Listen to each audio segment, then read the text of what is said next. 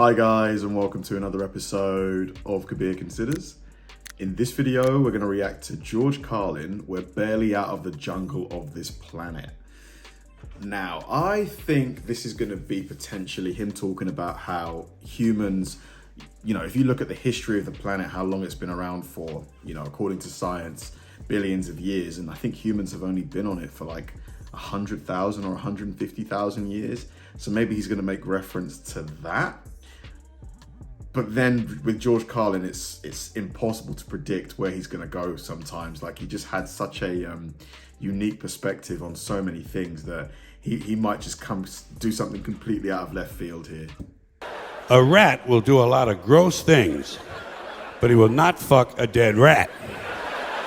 It wouldn't even occur to him. Only a human being would think to fuck someone who just died. We gotta be the most interesting critters on the planet. And then we wonder why a UFO doesn't just land and say hello. He's right. Oh.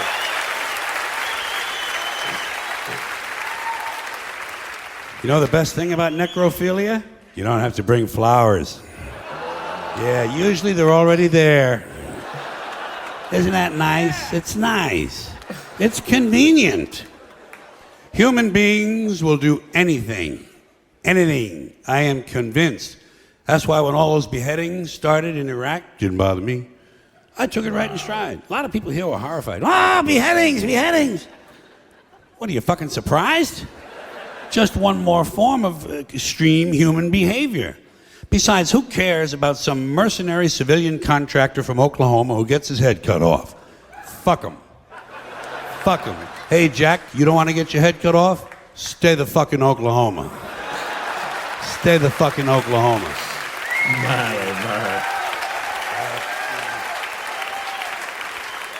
They ain't cutting off heads in Oklahoma, as far as I know. But I do know this. You strap on a gun and go strutting around some other man's country, you better be ready for some action, Jack. You better be ready for some action. People are touchy about that sort of thing. And let me ask you this while I have you good, clean Americans here.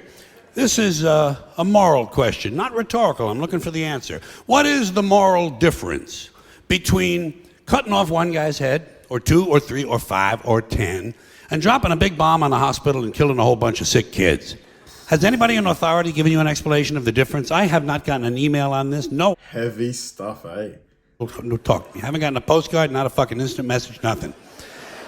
Now, in case you're wondering why I have a certain interest and fascination, let's call it, with torture and beheadings and all of these things I've mentioned, it's because each of these items reminds me in life, every time one of them occurs, it reminds me over and over again what beasts we human beings really are. When you get right down to it, human beings are nothing more than ordinary jungle beasts, savages, no different from the Cro-Magnon people who lived 25,000 years ago in the Pleistocene forests eating grubs off of rotten logs. No different. Our DNA hasn't changed substantially in 100,000 years. We're still operating out of the lower brain, the reptilian brain, fight or flight, kill or be killed. Now, we like to think we've evolved and advanced because we can build a computer, fly an airplane, travel underwater. We can write a sonnet, paint a painting, compose an opera. But you know something? We're barely out of the jungle on this planet. Barely out of the fucking jungle. What we are is semi-civilized beasts with baseball caps and automatic weapons. And this civilization of ours that we're so proud of, this civilization with its so-called civilized behavior, you ever stop and realize how fragile all this is? How fragile the whole structure, how easily it could all just break right down? Just break right down. Wouldn't take much. Probably happened in less than 2 years. Wouldn't take much to throw us right back into barbaric times. All you'd have to do would be eliminate electricity. That's all. But completely eliminate electricity. So, no electricity, no lights. You're back to candles and lanterns, campfires and bonfires. Batteries couldn't be recharged. Generators couldn't be refueled because fuel is pumped electrically. So is water, by the way. So no lights, no fuel, no water, no computers. And computers run everything. And among the many things computers run that operate on electricity are all of these security systems in all of our jails and prisons. Oh my God. Could you imagine that? All of the prisons and all of everything just opens at once. I think he's right. Without electricity, within a week, it would be chaos. Houses. So suddenly, without electricity, all across America, the gates and cell doors of penitentiaries and mental institutions would fly open. And out would come all of our old friends. The ones who've been away at camp.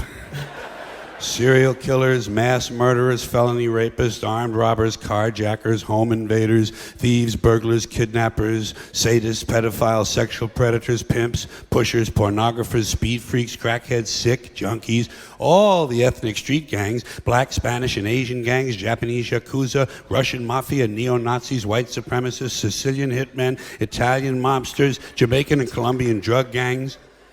And those are just the ones we caught. Let's not forget their counterparts, still on the outside right now, waiting to hook up with their prison buddies so they can start a new organization, the American Federation of Sociopaths.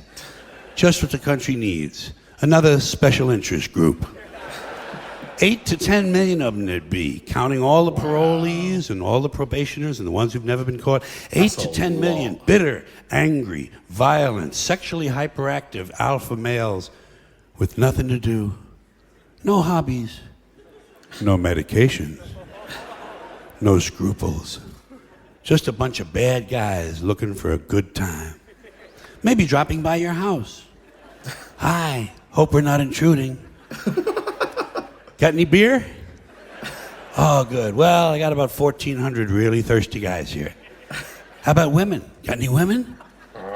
Oh, just your wife, huh? Well, I think we can make that work.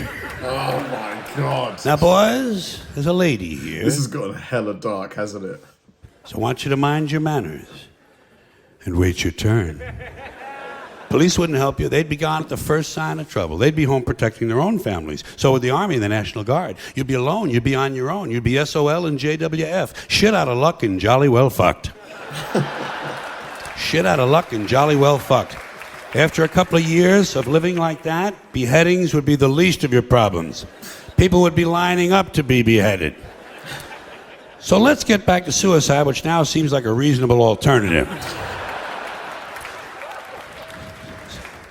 Oh my God. Suicide is an interesting topic to me because it's an inherently interesting decision. To decide voluntarily not to exist anymore. It's profound. You know what it is? It's the ultimate makeover. That's why I think it belongs on television. Man, I mean, if what would society be like if we lost electricity for, ever?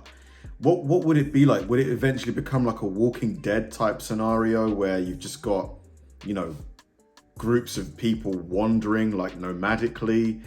But I guess The Walking Dead, the reason why people can't settle in one place is because of the zombies. So I guess if it's just no electricity, you would still have towns and stuff, but everything would just go back to like, the Stone Age or something, or like Victorian times.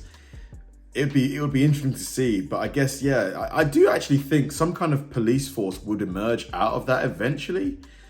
I think whoever had the most weapons would probably come out on top, actually, to be fair. Very interesting scenario. Thanks for watching, guys, and I'll see you in the next one.